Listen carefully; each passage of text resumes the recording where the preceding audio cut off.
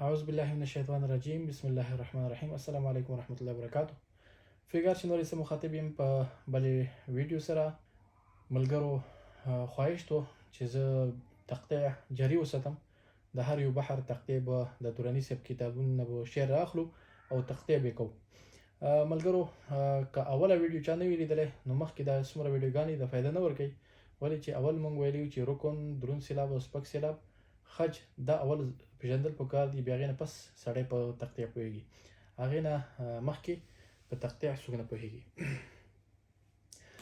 راځو نن بل بحر سره چې دراني صاحب ورته وایي چې لومړي اوږد رکني بحر دویم خاخ. دراني صاحب بحرونه راخیستي دي، هغه بحرونه لپاره هغې خپله نومونه ورکړي. د دې بحر نقشه داسې راځي، مطلب خج به خامخا په اول کې وي، په رکن کې دا یو رکن، دویم رکن، دریم رکن. نو ټولو رکنونه کې چې وګورو خج په دریم اول سیلاب ده. دا نیمګړی رکن ده، ولې چې یو سیلاب کم ده، خو بیا هم خج په اول سیلاب ده. یعنی مخکې دې نه پس چې درانه سیلابونه راځي، سپک راځي، هغه مسله نشته، خو دلته کې به خامخا درون سیلاب راځي. نو راځو چې دې شعر کې تقطیع وکړو چې آیا دا په دې بحر کې برابر ده که نه. درد درون سیلاب مونږ ویلو چې کم سیلاب باندې زور راځي هغه ته درون سیلاب وایي، او کم سپک وي هغه ته سپک ویلی شي. نو دا درد درون سیلاب ده، نو مونږ ورته دال لیکو، یعنی درون. چې مې دا سپک سیلابونه دي نو دې ته مونږ صرف سپک سیلابونو سین لیکو. چې مې دا هم سپک سیلاب ده دلته، نو دا یو رکن شو، صحیح شو، دې رکن کې شو او خج کسې راغلو، یعنی درانه درون سیلاب په اول ځای باندې راغلو چې خج سره برابر شو. اوس داسې چې رکن راشي چې هغه کې یو درون سیلاب وي، نو هلته نه مونږ ته پته لګي چې خج به دلته وي. نو دا درون سیلاب په یوه ځای کې راغلو، نو اوس درون سیلاب دا خج برابر شو. خپل هم درون سیلاب ده، درون سیلاب کسې راغلو په دې بل رکن کې هم. زړه درون سیلاب ده، اوس دلته درانه سیلابونه راځي، سپک مسله نشته. زړه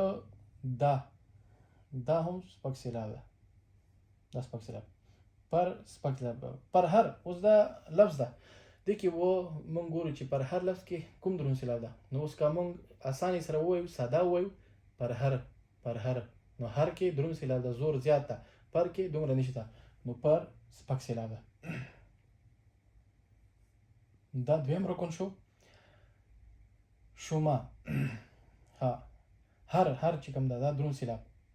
نو دا کسې نیمګړی رکن کې هم اول ځای کې درون سیلاب راو چې خج ځای. شوما نو درون سیلاب او سپک سیلاب. نو دا کسې خجونو چې کوم اتفاق ته درانو سیلابونو اتفاق، دغه دلته او دلته اتفاق راو. دویم سیلاب کې اتفاق نشته، کسې دویم سیلاب کې دلته کې درون سیلاب شته، د دې رکن او دې رکن په دویم سیلاب کې اتفاق شته، خو دې ورسره نشته. نو دا ظاهره شوه چې خج په اول سیلاب ده. د دویمه مثالي چې تقطیع وکړو، پوهه اول درون سیلاب ده، ها سپک سیلاب ده، په سپک سیلاب ده. پیغام، اوس پیغام لفظ کې مونږ درون سیلاب ګورو، چې مونږ اسانۍ سره ووایو نرم لهجې سره پیغام. نو پی کې چې کوم ده سپک سیلاب ده، غام درون سیلاب ده. پوهه پیغام دا اوس یو رکن شو. پوهه دلته کې پوهه دلته سپک سیلاب ده. غام دلته درون سیلاب راغو کسې. ستا هم درون سیلاب ده، دا سپک سیلاب ده، نا سپک سیلاب ده. نظر کې زر کې درون سیلاب ده، نو زر چې کم ده هغه درون سیلاب ځای باندې راغلو. شوما درون سیلاب، ما سپک سیلاب. نو دلته کوم اتفاق درانو سیلابونو راغلو، نو دا خجونه برابر شو، یعنی دی بحر کې شو. دلته کې هم کسې د درانو سیلابونو اتفاق راغلو. دا نن سره بحر کوشش کوم چې په یو ورځې 2-3 ویډیوګانې جوړوم، بیا یو نشر کوم. او که داسې څه سوال وي نو کومنټس کې لیکلی شي. الله په امان.